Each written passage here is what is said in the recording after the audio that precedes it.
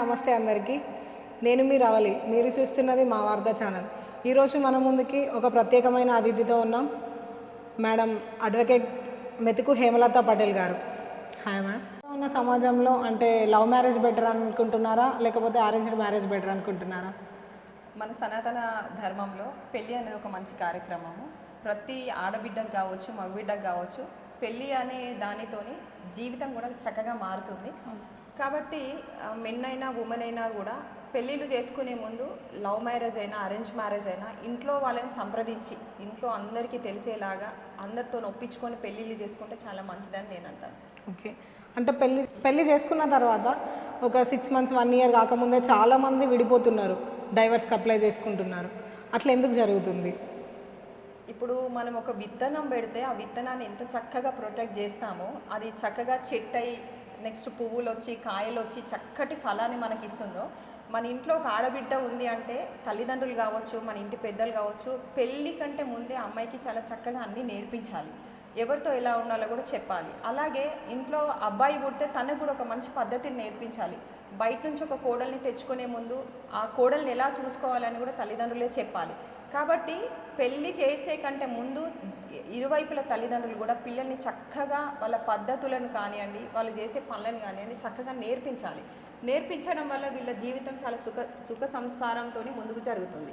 కానీ మన ఈ కాలం ఏమవుతుందంటే చాలా టెక్నాలజీ పెరిగిపోయి సాఫ్ట్వేర్ ఉద్యోగాలు ఎక్కువైపోయి ఏది చూడు కంప్యూటర్ బేస్ అయిపోయి అమ్మాయిలకు సరిగా పనులు రాకపోవడం కూడా కారణాలు అవుతున్నాయి, అబ్బాయిలు సరిగా చూడకపోవడం కూడా కారణాలు అవుతున్నాయి. కాబట్టి పెళ్లి చేసుకునే ముందు ఇరువురు కూడా చక్కగా సంప్రదింపులు చేసుకొని పద్ధతులు కూడా చక్కగా ఉంటే ఖచ్చితంగా వాళ్ళు బాగుంటారు, డైవర్స్ దాకా రాదు. ఓకే, అంటే దీనికి సోషల్ మీడియా కూడా ఒక కారణం అని మీరు చెప్తున్నారు. ఖచ్చితంగా. ఇప్పుడు మనము ఫస్ట్ నుంచి రామాయణం చూస్తున్నాము, మహాభారతం చూస్తున్నాము. రామాయణంలో మనకు రాముడు సీత కూడా మంచి దంపతులు.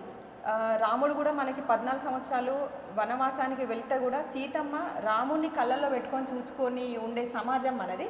ఇప్పుడు ఏమవుతుంది, మన హస్బెండ్ బయటకు వెళ్తుంటేనో అమ్మాయి బయటకు వెళ్తుంటేనో ఎక్కడో విదేశీలలో ఉన్న ఏదైనా మీటింగ్స్కి వెళ్తే కూడా ఇక్కడ ఉన్న వాళ్ళు అడ్జస్ట్ కాలేకపోతున్నారు. అది కూడా ఒక ప్రాబ్లం అవుతుంది. మహాభారతం తీసుకుంటే కూడా స్త్రీతోనే అన్ని రకాల సౌభాగ్యం భర్తకు ఉంది అంటారు, భర్తతోనే అన్ని రకాల సౌభాగ్యం భార్యకు ఉందని కూడా మన మహాభారతం చెప్తుంది. కాబట్టి మనం చిన్నప్పటి నుంచి ఇవన్నీ నేర్చుకున్నాం. కాబట్టి ప్రతి ఒక్కరు కూడా పద్ధతులు పాటిస్తూ ధర్మాన్ని చూస్తూ ఉంటే ఖచ్చితంగా మనం అందరం కలిసి ఉండొచ్చు. మెయిన్గా డైవర్స్ తీసుకునే టైంలో అంటే మహిళలకి ఎక్కువ సమస్యలు వస్తున్నాయా, లేకపోతే అబ్బాయిలకు ఎక్కువ సమస్యలు వస్తున్నాయా? డైవర్స్ అనేది ఇద్దరికి సంబంధించిన సమస్య. ఇటు అమ్మాయికే సమస్య అని చెప్పలేము, అటు అబ్బాయికే సమస్య అని చెప్పలేము. ఇంట్లో ఉన్న సరైన పనులు చేయకపోవడము అమ్మాయి వైపు తప్పులు అవుతా ఉంటే, అమ్మాయిని సరిగా చూడకపోవడం కూడా అబ్బాయి వైపు తప్పులు అవుతున్నాయి.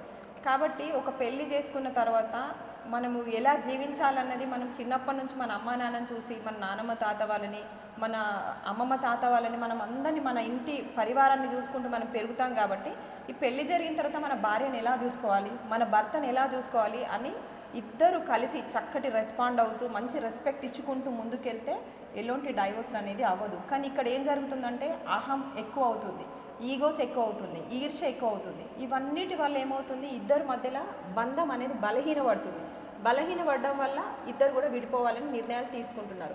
క్షణిక ఆవేశంలో కుటుంబాలని కోల్పోతున్నారు. కాబట్టి పెళ్లి చేసుకునే కంటే ముందు మనం ఎన్ని షూటింగ్స్ చేసుకొని, ప్రీ వెడ్డింగ్ షూటింగ్స్ చేసుకొని ఎంతో ఖర్చు పెట్టి హంగులతో ఆర్భాటాలతో పెళ్ళిని చేసుకుంటామో, అంతే హంగులతో ఆర్భాటాలతో మన సంసారాన్ని మనం నిలబెట్టుకోవడానికి ఖచ్చితంగా పెళ్లి కూతురు కావచ్చు, పెళ్లి కొడుకు కావచ్చు కష్టపడాల్సిన అవసరం ఎంతైనా ఉంది. చిన్న చిన్న వాటికి బయటికి రాకుండా కలిసిమెలిసి ఉండాలని చెప్తున్నాను నేనైతే. అంటే పెళ్ళి తర్వాత డైవర్స్ తీసుకుంటే పిల్లలు ఎంత స్ట్రగుల్ అవుతారు, వాళ్ళపైన ఈ ప్రభావం ఎట్లా పడుతుంది? ఇప్పుడు డైవర్స్ అనేది ఏంటంటే ఇద్దరు కలిసి విడిపోతామని ఒకటి ఉంటుంది. లేదు నాకు అమ్మాయి వద్దని భర్త అనొచ్చు, లేదు భర్తకి భార్య వద్దని అనొచ్చు. ఇలా చాలా రకరకాలు ఉన్నాయి దీంట్లో. వాళ్ళకి ఒకవేళ పిల్లలు కలిగి ఉంటే ఆ పిల్లలు మానసికంగా క్షోభ అనుభవిస్తారు. ఎందుకంటే పిల్లల ముందు తల్లిదండ్రులు ఏదైతే కొట్టుకోవడం కావచ్చు, తిట్టుకోవడం కావచ్చు, మాటలు అనుకోవడం కావచ్చు, ఇలా చాలా విషయాలలో అప్పుడే పుట్టిన బిడ్డలు, అప్పుడే స్కూల్కి వెళ్తున్న పిల్లలపైన చాలా ప్రభావం పడుతుంది.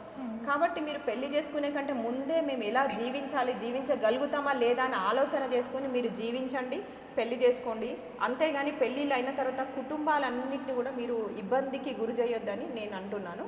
మళ్ళీ డైవోర్స్ అనే విషయం దాకా రాకుండా ఫస్ట్ ఒకసారి పెద్దల మధ్యలో మాట్లాడుకోండి. కోర్టు వరకు వస్తే విషయం వేరే అయిపోతుంది. వచ్చిన గ్యాప్లో చాలామంది ఒకరినొకరు ఈర్ష్యలు పెంచుకొని ఒక రకమైన కోపాన్ని పెంచుకుంటున్నారు కాబట్టి జీవితాలన్నీ ఖరాబ్ అయిపోతాయి. కాబట్టి అమ్మాయి కానీ అబ్బాయి కానివ్వండి, చిన్న చిన్న తప్పులు ఉంటే ఫస్ట్ కుటుంబ మధ్యలో మాట్లాడుకొని దాన్ని సరి చేసుకుంటే బాగుంటుందని నేను అంటాను. ఓకే, అంటే చివరిగా మీరు ఏం సందేశం ఇవ్వాలనుకుంటున్నారు పెళ్ళైన యువతకు కానీ, లేకపోతే చేసుకోబోయే వాళ్ళకి కానీ, పెళ్ళి చేసుకోబోయే వాళ్ళకి, ఇప్పుడు నేను డైవర్స్ తీసుకోవాలనుకునే వాళ్ళకి కూడా? మెయిన్ అంటే తొందరగా తీసుకుంటున్నారు కదా మేడం, అట్లా. ఇప్పుడు ఎలా అయిపోయిందంటే అసలు తాళి కట్టడం ఎంత 1-2 మినిట్స్లో అవుతుందో వెంటనే డైవర్స్ కూడా వచ్చేస్తున్నారు. నేను చెప్పేది ఏంటంటే మన సనాతన ధర్మంలో చెప్పిన ఈ పెళ్లి కార్యక్రమం ఏదైతే ఉందో అర్తేచ కామేచ నాతి చేరాం అని చక్కటి మంత్రాలతో మనం పెళ్ళిళ్ళు చేసుకుంటాము. అక్కడ చాలా ప్రామిసెస్ చేసి పెళ్ళిళ్ళు చేసుకుంటాము. కాబట్టి పెళ్లి చేసుకున్న ప్రతి అమ్మాయి అబ్బాయి ఆ ప్రామిస్లను గుర్తు చేసుకొని వాటికి కట్టుబడి ఉండాలని నేను చెప్తున్నాను. చిన్న చిన్న గొడవలు అనేది భార్యాభర్తకు రావడం చాలా కామన్. చిన్న గొడవలు వచ్చినాయి కదా అని వాటిని పెద్దవి చేసుకొని రోడ్డు పైకి రావడము, ఇద్దరు విడిపోవడము, మంచి కుటుంబాలని ఇది చేసుకోవడం చాలా తప్పు. కాబట్టి భార్యాభర్తలు ఇద్దరు కూడా చక్కటి సఖ్యతతోనే చక్కగా కలిసిమెలిసి ఉంటూ ప్రతి విషయాన్ని చక్కగా షేర్ చేసుకోవాలి. ఆ కుటుంబం ఎంత ప్రేమతో చూస్తామో ఇటు కుటుంబాన్ని కూడా అంతే ప్రేమతో చూస్తూ ఇరువురులకి కూడా మంచి మానవ మర్యాదలు ఇచ్చుకుంటా ఇద్దరు కలిసి ముందుకు నడిస్తే 7 అడుగుల బంధానికి 100 ఏళ్ల జీవితం తోడవుతుందని నేను చెప్తాను. డైవోర్స్కి రావాలనుకునే వాళ్ళకి నేను కూడా ఏం చెప్తానంటే గొడవలు అనేటివి ఎప్పుడు కూడా పెంచుకోకుండా ప్రేమలు అనేటివి పెంచుకోవాలి, గొడవలు అనేటివి తగ్గించుకోవాలి. కాబట్టి ప్రతి పెళ్ళైన బంధాన్ని కాపాడుకునే అవకాశం కానీ కాపాడుకోవాల్సిన బాధ్యత కానీ మీ చేతుల్లో ఉంది. కాబట్టి మీరందరూ కూడా బంధాన్ని చక్కగా కాపాడుకోవాలని చెప్తున్నాను. అలాగే కొత్తగా పెళ్లి చేసుకునే వాళ్ళకి కూడా నేను తల్లిదండ్రులకు ముఖ్యంగా చెప్పేది ఏంటంటే అబ్బాయి సుగుణాలు చూసి పెళ్ళిళ్ళు చేయండి దయచేసి. కానీ అబ్బాయి వెనకాల 4 ఎకరాలు ఉందా, లేకుంటే అబ్బాయి చక్కటి ఉద్యోగం చేస్తున్నాడా అన్నది కాదు. గుణవంతుడైన కొడుకు ఉంటే తనకి మంచి గుణవంతురాలైన కోడల్ని తీసుకొస్తే చాలా బాగుంటుందని తల్లిదండ్రులందరూ ఇరువురు ఆలోచన చేస్తే ఆ కుటుంబాలు బాగుంటాయి. కాబట్టి చూసి పెళ్ళిళ్ళు చేసుకుంటారని చెప్తున్నాను. థ్యాంక్ యూ మేడం, మంచి మెసేజ్ ఇచ్చారు.